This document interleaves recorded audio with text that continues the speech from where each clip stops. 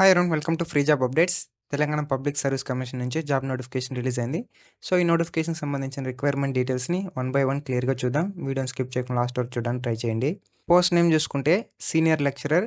ఇందులో MZ1, MZ2 అంటే multi zone 1, multi zone 2. ఈ సీనియర్ లెక్చరర్ పోస్ట్కి టోటల్గా 23 వేకెన్సీస్ ఉన్నాయి. ఏజ్ లిమిట్ చూసుకుంటే 1 జూలై 2026కి 18 ఇయర్స్ నుంచి 44 ఇయర్స్ లోపు ఉండాలి. శాలరీ చూసుకుంటే 58,850 రూపీస్ నుంచి 1,37,050 రూపీస్ వరకు ప్రొవైడ్ చేయడం జరుగుతుంది. తర్వాత lecturer in training field interaction and coordination పోస్ట్కి 16 వేకెన్సీస్ ఉన్నాయి. ఎడ్యుకేషన్ 2 వేకెన్సీస్, ఎడ్యుకేషన్ ఉర్దూ మీడియంలో 4 వేకెన్సీస్ ఉన్నాయి. ఇంగ్లీష్ 3 వేకెన్సీస్ ఉన్నాయి. తెలుగు 8 వేకెన్సీస్ ఉన్నాయి. ఉర్దూ 1 వేకెన్సీ ఉంది. మ్యాథ్స్ 3 వేకెన్సీస్ ఉన్నాయి. మ్యాథ్స్ ఉర్దూ మీడియంలో 2 వేకెన్సీస్ ఉన్నాయి. సైన్స్ 3 వేకెన్సీస్ ఉన్నాయి. సైన్స్ ఉర్దూ మీడియంలో 2 వేకెన్సీస్ ఉన్నాయి. సోషల్ స్టడీస్ 3 వేకెన్సీస్ ఉన్నాయి. సోషల్ ఉర్దూ మీడియంలో 2 వేకెన్సీస్ ఉన్నాయి. ఫిలాసఫీ 1 వేకెన్సీ ఉంది. సైకాలజీ 3 వేకెన్సీస్ ఉన్నాయి. ప్లానింగ్ అండ్ స్టాటిస్టిక్స్ 2 వేకెన్సీస్ ఉన్నాయి. ఆర్ట్స్ ఎడ్యుకేషన్ 3 వేకెన్సీస్ ఉన్నాయి. ఇన్ ఎడ్యుకేషనల్ టెక్నాలజీలో 2 వేకెన్సీస్ ఉన్నాయి. ఫిజికల్ ఎడ్యుకేషన్కి 3 వేకెన్సీస్ ఉన్నాయి. తర్వాత ఏజ్ లిమిట్ చూసుకుంటే 18 ఇయర్స్ నుంచి 44 ఇయర్స్ లోపు ఉన్న వాళ్ళు ఎవరైనా అప్లై చేసుకోవచ్చు. శాలరీ చూసుకుంటే సెకండ్ పోస్ట్ నుంచి 19th పోస్ట్ వరకు శాలరీ చూసుకుంటే 54,220 రూపీస్ నుంచి 1,33,630 వరకు ప్రొవైడ్ చేయడం జరుగుతుంది. యాక్చువల్గా అప్పర్ ఏజ్ లిమిట్ అనేది 34 ఇయర్స్ వరకు ఉండేది. యాజ్ పర్ న్యూ జీవో ప్రకారం 44 ఇయర్స్ వరకు చేయడం జరిగింది. తర్వాత ఎలిజిబిలిటీ చూసుకుంటే గుడ్ క్యారెక్టర్ ఉండాలి. అలాగే అకాడమిక్ అండ్ అదర్ క్వాలిఫికేషన్స్ ఉండాలి. ఇండియన్ సిటిజన్ అయి ఉండాలి. ఇక్కడున్న సబ్జెక్ట్స్లో ఏదో ఒక సబ్జెక్ట్లో పోస్ట్ గ్రాడ్యుయేషన్ కంప్లీట్ చేసి ఉండాలి. అది కూడా అబోవ్ 55%తో. ST, BC, PWBD క్యాండిడేట్స్కి 50% వస్తే సరిపోతుంది. తర్వాత lecturer in training field interaction and కోఆర్డినేషన్కి ఫిలాసఫీ, సైకాలజీ, సోషియాలజీ, తెలుగు వీటిలో పోస్ట్ గ్రాడ్యుయేషన్ కంప్లీట్ చేస్తే సరిపోతుంది. అది కూడా అబోవ్ 55% మార్క్స్తో. ఎడ్యుకేషన్కి ఫిలాసఫీలో పోస్ట్ గ్రాడ్యుయేషన్ కంప్లీట్ చేసి ఉండాలి అబోవ్ 55%తో. ఎడ్యుకేషన్ ఉర్దూ మీడియంలో 10th కానీ, ఇంటర్లో కానీ, డిగ్రీలో కానీ ఉర్దూ మీడియం చదివి ఉండాలి. అలాగే 10th ఫస్ట్ లాంగ్వేజ్ వచ్చి ఉర్దూ ఉండాలి. ఫిలాసఫీలో కానీ, సైకాలజీలో కానీ, సోషియాలజీలో కానీ పోస్ట్ గ్రాడ్యుయేషన్ కంప్లీట్ చేసి ఉండాలి. అది కూడా అబోవ్ 55% మార్క్స్తో. ఇంగ్లీష్లో పోస్ట్ గ్రాడ్యుయేషన్ కంప్లీట్ చేసి ఉండాలి అబోవ్ 55% మార్క్స్తో. తెలుగుకి 10th, ఇంటర్, డిగ్రీలో తెలుగు మీడియం చదివి ఉండాలి. ఫస్ట్ క్లాస్లో తెలుగు చదివి ఉండాలి. తర్వాత తెలుగులో పోస్ట్ గ్రాడ్యుయేషన్ కంప్లీట్ చేసి ఉండాలి అబోవ్ 55% మార్క్స్తో. ఉర్దూ 10th, ఇంటర్, డిగ్రీలో ఉర్దూ మీడియం చదివి ఉండాలి. ఫస్ట్ లాంగ్వేజ్లో ఉర్దూ చదివి ఉండాలి. తర్వాత ఉర్దూలో పోస్ట్ గ్రాడ్యుయేషన్ కంప్లీట్ చేసి అబోవ్ 55% మార్క్స్ వచ్చి ఉండాలి. మ్యాథమెటిక్స్లో పోస్ట్ గ్రాడ్యుయేషన్ కంప్లీట్ చేసి అబోవ్ 55% మార్క్స్ అయితే వచ్చి ఉండాలి. మ్యాథ్స్ ఉర్దూ మీడియంకి 10th క్లాస్, ఇంటర్మీడియట్, డిగ్రీలో ఉర్దూ మీడియం చదివి ఉండాలి. 10th ఫస్ట్ లాంగ్వేజ్ ఉర్దూ చదివి ఉండాలి. మ్యాథమెటిక్స్లో పోస్ట్ గ్రాడ్యుయేషన్ కంప్లీట్ చేసి ఉండాలి అబోవ్ 55% మార్క్స్తో. సైన్స్కి ఫిజిక్స్లో కానీ, కెమిస్ట్రీలో కానీ, బాటనీలో కానీ, జువాలజీలో కానీ పోస్ట్ గ్రాడ్యుయేషన్ కంప్లీట్ చేసి ఉండాలి.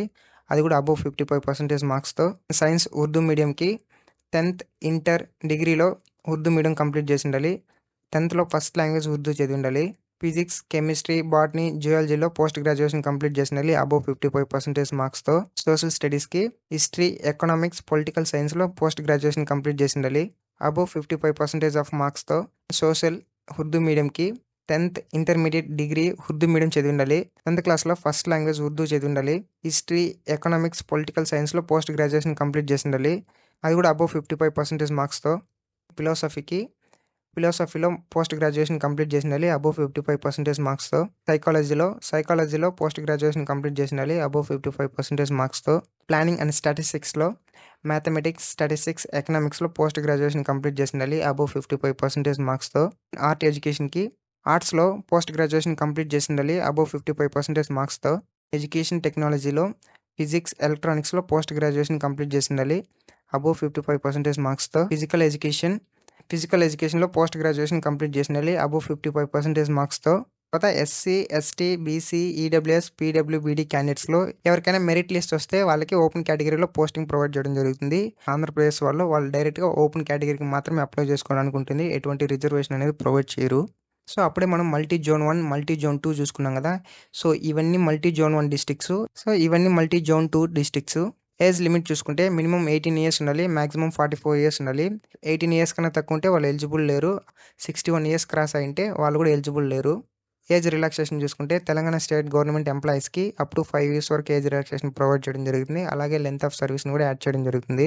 తర్వాత ఎక్స్ సర్వీస్ మెన్స్‌కి ఎన్‌సీసీ ఇన్‌స్ట్రక్టెడ్‌గా వర్క్ చేసిన వాళ్ళకి 3 ఇయర్స్ వరకు ప్రొవైడ్ చేయడం జరుగుతుంది. అలాగే లెంగ్త్ ఆఫ్ సర్వీస్‌ని కూడా యాడ్ చేయడం జరుగుతుంది. ఎస్సీ, ఎస్టీ, బీసీ, ఈడబ్ల్యూఎస్ క్యాండిడేట్స్‌కి 5 ఇయర్స్ వరకు ప్రొవైడ్ చేయడం జరుగుతుంది. తర్వాత పీడబ్ల్యూబీడీ క్యాండిడేట్స్‌కి 10 ఇయర్స్ వరకు ప్రొవైడ్ చేయడం జరుగుతుంది. అప్లికేషన్ ఫీజు చూసుకుంటే ఓసీ, బీసీ క్యాండిడేట్స్‌కి ₹1000 పే చేయాలి. SC, ST, PWBD candidates ₹500 pay చేయాలి. ఇందులో ఎగ్జామ్ ఫీజు కూడా పే చేయాల్సి ఉంటుంది. ₹120 అనేది. అది కూడా only central, state, SEO, corporations, other government sector employees మాత్రమే పే చేయాల్సి ఉంటుంది. అన్‌ఎంప్లాయ్ క్యాండిడేట్స్ ఎవరు పే చేయాల్సిన అవసరం లేదు. పేమెంట్ మోడ్ చూసుకుంటే ఓన్లీ ఆన్‌లైన్‌లో మాత్రమే పే చేయాల్సి ఉంటుంది. తర్వాత ఎగ్జామినేషన్ సెంటర్స్ చూసుకుంటే హైదరాబాద్, కరీంనగర్, ఖమ్మం, వరంగల్, నిజామాబాద్ సో ఈ ప్లేసెస్‌లో ఎగ్జామినేషన్స్ అనేది కండక్ట్ చేయడం జరుగుతుంది. తర్వాత మినిమమ్ సెక్యూరింగ్ క్వాలిఫై మార్క్స్ చూసుకుంటే ఓసీ, స్పోర్ట్స్ పర్సన్, ఈడబ్ల్యూఎస్ వాళ్ళకి 40% కంటే తక్కువ రాకూడదు. బీసీ వాళ్ళకి 35% కంటే తక్కువ రాకూడదు. ఎస్సీ, ఎస్టీ, పీహెచ్ వాళ్ళకి 30% కంటే తక్కువ రాకూడదు. తర్వాత మెమోరాండమ్ ఆఫ్ మార్క్స్ చూసుకుంటే ఎవరైతే రీసెంట్‌గా ఎలిజిబుల్ క్యాండిడేట్స్ ఉంటారో వాళ్ళు ఆన్‌లైన్‌లో 200 పే చేస్తే వాళ్ళకి మెమోరాండమ్ ఆఫ్ మార్క్స్‌ని ప్రొవైడ్ చేయడం జరుగుతుంది. అది కూడా రిజల్ట్స్ వచ్చినప్పటి నుంచి 30 డేస్ వరకు మాత్రమే. సో ఎవరైనా రీవాల్యుయేషన్‌కి రిక్వెస్ట్ పెట్టినా, రిజెక్ట్ అయినా, ఇన్‌వాలిడ్, డిస్‌క్వాలిఫికేషన్ క్యాండిడేట్స్ ఉన్నట్లయితే వాళ్ళకి మెమోరాండమ్ ఆఫ్ మార్క్స్ అనేవి ప్రొవైడ్ చేయరు. తర్వాత ఎగ్జామినేషన్ స్కీమ్ చూసుకుంటే పేపర్ 1, పేపర్ 2 ఉంటుంది. పేపర్ 1లో general studies, general abilities topic నుంచి 150 క్వెషన్స్ ఉంటుంది. 150 మార్క్స్‌కి డ్యూరేషన్ 150 మినిట్స్ ఉంటుంది. పేపర్ 2లో పార్ట్ ఏ, పార్ట్ బి ఉంటుంది. కన్సర్న్ సబ్జెక్ట్ 1 నుంచి 75 క్వెషన్స్ ఉంటుంది. 150 మార్క్స్‌కి. కన్సర్న్ సబ్జెక్ట్ 2 నుంచి 75 క్వెషన్స్ ఉంటుంది. 150 మార్క్స్‌కి. డ్యూరేషన్ 150 మినిట్స్ ఉంటుంది. టోటల్‌గా 450 మార్క్స్‌కి ఉంటుంది. పోస్ట్ కోడ్ 19 కూడా పేపర్ 1 అనేది సేమ్ ఉంటది. పేపర్ 2లో పార్ట్ ఏ, పార్ట్ బి ఉంటుంది కదా! పార్ట్ ఏలో ఫిజికల్ ఎడ్యుకేషన్ కాంటెస్ట్ టాపిక్ నుంచి 75 క్వెషన్స్ ఉంటుంది. 150 మార్క్స్‌కి. Part B physical education pedagogy నుంచి 75 క్వెషన్స్ ఉంటుంది. 150 మార్క్స్‌కి. టోటల్ డ్యూరేషన్ 150 మినిట్స్ ఉంటుంది. ఓవరాల్‌గా 450 మార్క్స్‌కి ఉంటుంది. ఇందులో లాంగ్వేజెస్ చూసుకుంటే పేపర్ 1 అనేది ఇంగ్లీష్, తెలుగులో ఉంటుంది. పేపర్ 2 అనేది లాంగ్వేజెస్ సబ్జెక్ట్స్ కాకుండా రిమైనింగ్ వచ్చి ఇంగ్లీష్, తెలుగులో ఉంటుంది. తర్వాత online application opening date, closing date చూసుకుంటే 24th జూన్ 2026 నుంచి 29 జూలై 2026 5 PM లోపు అప్లై చేసుకోవచ్చు. ఎగ్జామ్ డేట్ అనౌన్స్ చేసినప్పటి నుంచి ముందుగా 7 డేస్ నుంచి మనం డౌన్లోడ్ చేసుకోవచ్చు. ఎగ్జామ్ డేట్ ముందు రోజు 5 PM వరకు అయితే డౌన్లోడ్ చేసుకోవచ్చు. ఎగ్జామినేషన్ షెడ్యూల్ చూసుకుంటే నవంబర్‌లో కండక్ట్ చేయడం జరుగుతుంది. తర్వాత మీ అప్లికేషన్స్ అనేది ఓన్లీ ఆన్‌లైన్‌లో మాత్రమే సబ్మిట్ చేయాల్సి ఉంటుంది. సో ఇది ఈ నోటిఫికేషన్ సంబంధించిన రిక్వైర్మెంట్ డీటెయిల్స్. సో ఎవరైతే ఎలిజిబుల్ క్యాండిడేట్స్ ఉన్నారో వాళ్ళు మిస్ కాకుండా అప్లై చేసుకోవడానికి ట్రై చేయండి. సో ఇలాంటి డైలీ జాబ్ అప్డేట్స్ కోసం మన ఫ్రీ జాబ్ అప్డేట్ ఛానల్‌ని సబ్స్క్రైబ్ చేసుకోండి. అలాగే బెల్ ఐకాన్ ఎనేబుల్ చేసుకోండి. అలా ఎనేబుల్ చేయడం ద్వారా మేము వీడియోస్ అప్లోడ్ చేసిన వెంటనే మీకు నోటిఫికేషన్ ద్వారా రావడం జరుగుతుంది. సో ఈ నోటిఫికేషన్‌కి సంబంధించి మీకేమైనా డౌట్స్ ఉన్నట్లయితే కామెంట్ చేయండి. And thanks for watching.